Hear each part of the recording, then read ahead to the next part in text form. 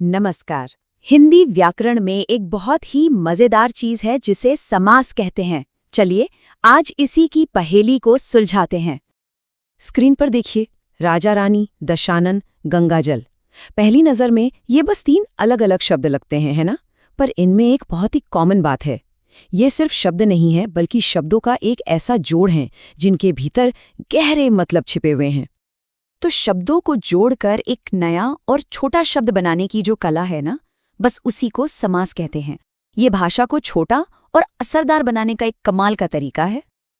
एक छोटा सा उदाहरण लेते हैं, जैसे वन में वास। इतना लंबा कहने की जगह हम सीधे कह देते हैं वनवास।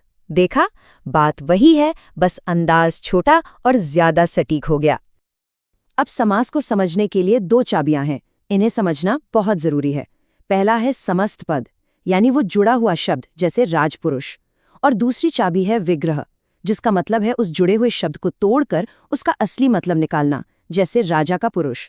असल में ये विग्रह ही है जो हमें शब्द की आत्मा तक ले जाता है।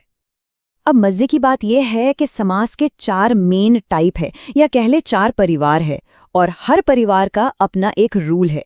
रूल ये कि शब्द का कौन सा हिस्सा, पहला या दूसरा, ज्यादा इम्पॉर्टेंट है।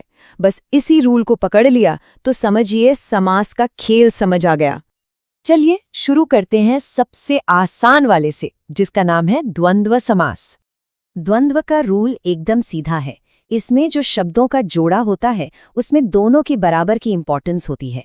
कोई एक बॉस नहीं है, दोनों पार्टनर हैं। और इसे पहचानने की ट्रिक वो इसके विग्रह में छिपी है। जब शब्द को तोड़ेंगे तो बीच में और या आएगा ही आएगा।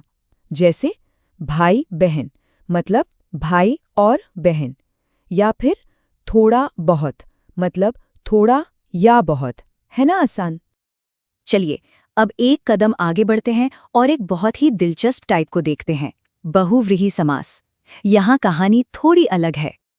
ये इसलिए मजेदार है क्योंकि इसमें ना पहला शब्द जरूरी है ना दूसरा। दोनों मिलकर किसी तीसरे की तरफ इशारा करते हैं। मतलब शब्द कुछ और मतलब कुछ और ही निकल आता है। इसको पहचानने का भी एक सीक्रेट है। जब इसका विग्रह करेंगे तो आखिर में अक्सर जिसका, जिसकी या जो जैसे शब्द आते हैं। जैसे दशानन, इसका विग्रह है 10 हैं आनन जिसके। अब 10 सिर किसके हैं? रावण के। तो देखिए, दश और आनंद से मतलब निकल आया रावण का। अब बात करते हैं समास के सबसे बड़े और सबसे कॉमन परिवार की, तत्पुरुष समास। याद है द्वंद्व में दोनों शब्द बराबर थे? यहाँ बिल्कुल उल्टा है।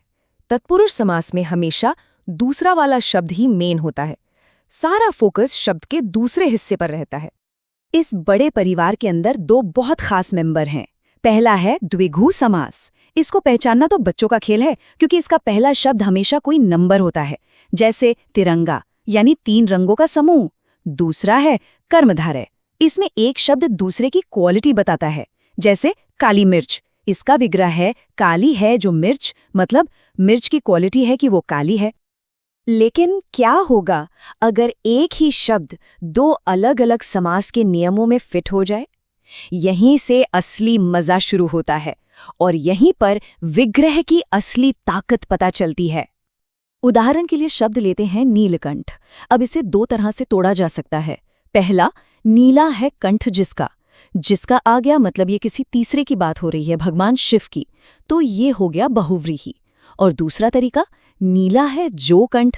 यहां सिर्फ गले की क्वालिटी बताई जा रही है, तो ये हो गया कर्मधार्य। देखा, एक ही शब्द पर विग्रह ने मतलब ही बदल दिया।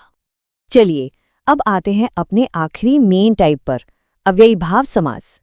इसको पहचानने का तरीका थोड़ा अलग है।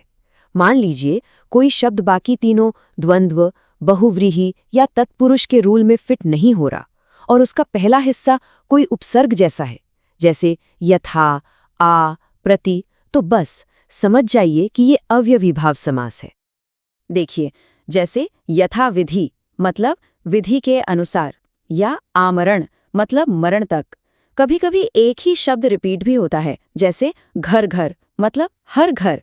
इन सब में देखिए, जो पहला शब्द है वही पूरे मतलब को कंट्रोल कर रहा है। तो इन सब बातों से एक चीज तो साफ है, समास को मास्टर करने का मतलब शब्दों को रटना नहीं है। असली खेल शब्द का नहीं, उसके विग्रह का है। अगर आपने शब्द को सही से तोड़ना सीख लिया तो समास आपकी मुट्ठी में है। ये जो विग्रह करने की कला है ना, यही असल में भाषा की गहरी समझ का दरवाज़ा खोलती है। तो अब सवाल ये है कि अगला हिंदी शब्द कौन सा होगा जिसके छिपे हुए मतलब को खोजा जाएगा।